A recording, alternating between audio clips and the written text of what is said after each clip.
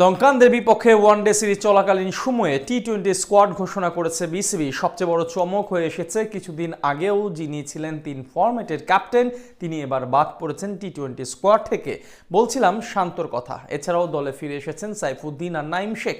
চমক দেখিয়ে সাজানো স্কোয়াডে তবে শ্রীলঙ্কার বিপক্ষে প্রথম টি-20 ম্যাচে কেমন হতে পারে বাংলাদেশের সেরা একাদশ, তাই জেনে নেব প্রতিবেদনে।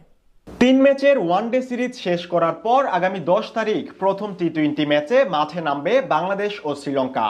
সংক্ষিপ্ত ফরম্যাটেও আয়োজিত হবে 3টি ম্যাচ। এরই মাঝে লিটনকে অধিনায়ক করে স্কোয়াড ঘোষণা করে দিয়েছে বাংলাদেশ। চমকের ব্যাপার হচ্ছে, কিছুদিন আগেও অধিনায়ক থাকা শান্ত এবার নেই দলে। তবে গত টি-20 বিশ্বকাপের আগে অনুষ্ঠেয় জিম্বাবুয়ের বিপক্ষে সবশেষ টি-20 সিরিজ খেলা সাইফুদ্দিন ফিরেছেন দলে, যা বাংলাদেশের জন্য বড় প্রাপ্তি।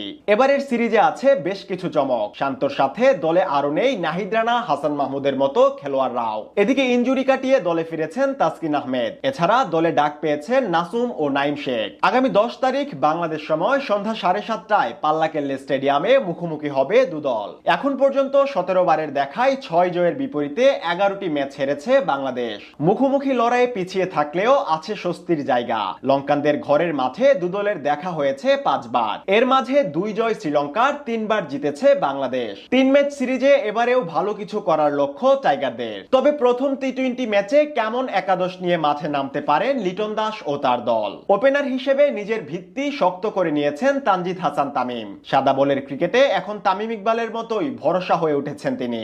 এখন প্রশ্ন হচ্ছে, কে হবেন তার ওপেনিং পার্টনার? একদিকে আছেন দলে ডাক পাওয়া নাইম শেখ, অন্যদিকে আছেন অধিনায়ক লিটন ও পারভেজ ইমন। যদিও 3 নম্বরে ব্যাট করার সম্ভাবনাই বেশি লিটনের, সেক্ষেত্রে হয়তো বেঞ্চে থাকতে হবে নাইমকে।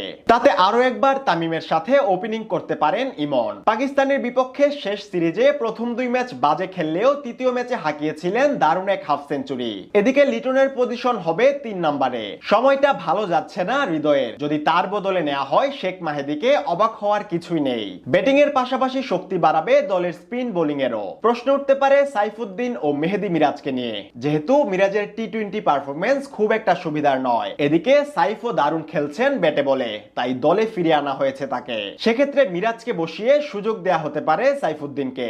ভালো ব্যাটিং করতে পারেন বলে সুযোগ পেতে পারেন উপরের দিকে। এদিকে 6 ও 7 নম্বর পজিশনে খেলবেন জাকের আলী অনিক ও শামীম হোসেন পাটোয়ারি। এই দুজন খেলোয়াড় আছেন বেশ দারুণ ছন্দে। স্কোয়াডে বোলিং লাইনে আছে কিছু পরিবর্তন, তাই একাদশেও পরিবর্তন আসবে স্বাভাবিকভাবেই। তাসকিনকে ফিরিয়ে আনা হয়েছে দলে, তিনি থাকছেন নিশ্চিতভাবেই যদি ইনজুরিতে না পড়েন। এছাড়া আরো থাকবেন রিশাদ হোসেন, মুস্তাফিজুর রহমান ও তানজিম সাকিব। সবকিছু ঠিকঠাক থাকলে এমন একাদশ